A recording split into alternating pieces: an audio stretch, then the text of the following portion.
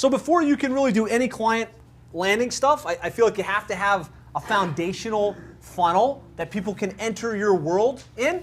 And so, first of all, we have to have a clear target, right? We talked about this, ad nauseum. We know we need one very clear target.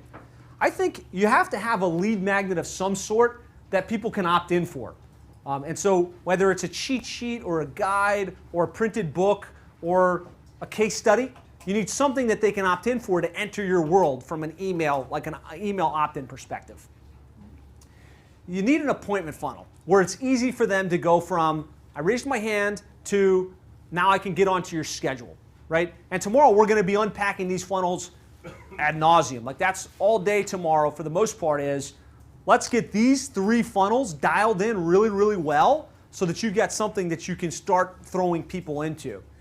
But clear niche, an opt-in magnet, a appointment funnel, and then a tight sales process. So like how do you take someone from interested to sold, and then what are the steps in between?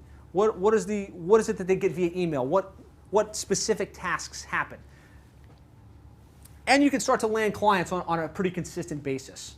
So we talked about the opt-in funnel, right? Like having something that they can opt in for. The appointment funnel like is just once they opt in, giving them the opportunity to get to your calendar, right? Where they can schedule themselves in and schedule that type of appointment. And then some type of sales process hot lead follow-up is what I call it. Knowing that once I talk to someone, assuming they don't close on the first sale like Scott hopes that they'll do, like having engineered in advance, what are the touches they're going to get to move them from interested to closed, right? And so that's what we're going to be focusing on tomorrow.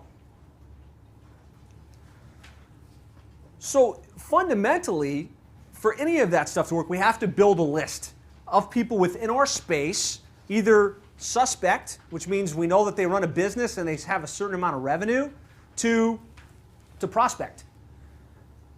So there's only a handful of ways to build a list. Some of the best ways are to buy the list or scrape the list. So Jeannie was talking about earlier, Info USA or Reference USA. There's lots of great places where you can buy lists of people within your space. You can scrape a list using tools like Lead Kahuna, other scraping tools that you say, I want all of the plumbers in Miami, and it runs across the internet and it finds those companies and it gives you their names, their addresses, and their phone numbers. So that's like the buy scrape mechanism. There's borrow the list. So that's getting people within the association and borrowing their list. Those JV people we talked about, they already have that list. There's people that have the list of people in your space. And if you kind of spend a couple minutes thinking creatively, it's worth the time, like who already sells to the fencing contractors that you want to do business with, right? Who already sells to the people that you want to sell? And then find that JV opportunity and you can get access to their list. And then you can build your list through inbound marketing. Again, you should be tapping into all of these to build your list, but the one you can really control is the buy and scrape. Like that you can leave here tomorrow, start to have a list that you're starting to reach out to on a proactive basis. So when it comes to accessing the list, buying it at some level, if you join the National Association and the local association, in most cases they'll give you the name, phone number, address of their membership, right? They won't always give you the email. You got to do a little bit of reverse engineering to get that. But to me, this is one of my favorite ways to get the list within your space because we know that they're pre-vetted. They are a buyer in that they bought to be part of the association, right? They spent something, maybe not a ton of money, but they bought to be a part of the association to land on that list. And it's pretty easy to go and say, okay, I want to join the Plumbing Association, or I want to join the Damage Restoration Association, or I want to join the Kindergarten Care type association.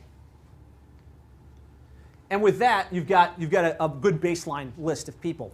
Well, I hope you got great value from that video. If you'd like more ideas, strategies, and techniques on how to really grow and scale your digital marketing agency, I'd like to invite you to join me. I run a free group on Facebook called Local Marketing Agency Success. And there I just share my best ideas and strategies on how to land clients on a consistent basis, how to serve them and really knock it out of the park for them, and how to retain your clients at the highest level possible. So would love to have you join us there. To get there, you can just type in sevenfigureagency.com/group. group. That's sevenfigureagency.com/group. It'll take you to the Facebook group, and I'll get you added right away. Look forward to seeing you in there. Talk to you soon.